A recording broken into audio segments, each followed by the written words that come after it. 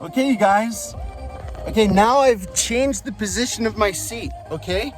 So now I'm sitting very far forward. Look, if I sit down fully in my seat here, you might, look at my waist, and look, my knees are hitting here, okay? I'm in my driveway, so it's safe. We're not moving. We're not in gear, okay? This is a way of, exercising different muscle groups, right? By changing the position of your seat, okay? So also you'll notice what you can do is now I'm 6 foot tall in a Nissan Micra here. Okay, I'm pushing myself up off of the seat, right? So my back or my butt is sitting on like the lumbar support almost, right? And it feels really nice. The Nissan Micra is pretty good because it has quite a bit of headroom. That's why it looks so silly, right? And now, let's do some exercises, okay? Let's see. So yeah, the theory is that I'm working different muscle groups now, just slightly different muscle groups because I've changed my position. I'm gonna try to get the steering wheel in the shot here. Okay.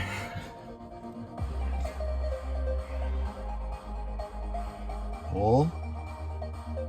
And when I'm working with my neck, there's straightforward and back kind of movements. If you're into like punk music, it feels really great to listen to some really cool punk music because they got wicked drummers, right? And the steering wheel is acting as a support, going from our arms into our back muscles, right?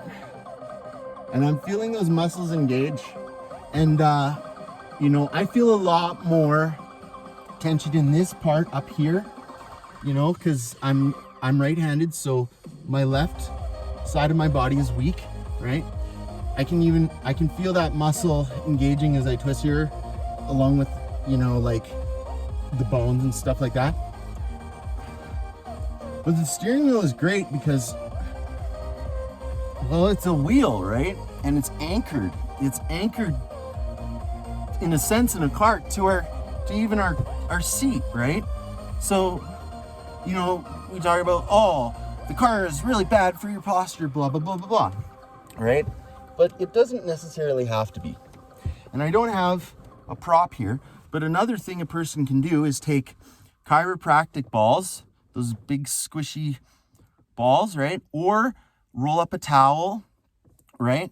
Or a yoga mat and put it down into the corner of your seat. Right down in here.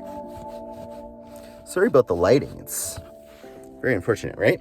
And then when, you have your seat all the way to the back, it's going to push your butt forward a bit, right? But we want to kind of rest our pelvic bones on that so that we get more hip mobility, right? And get our lower back off of this seat back, okay?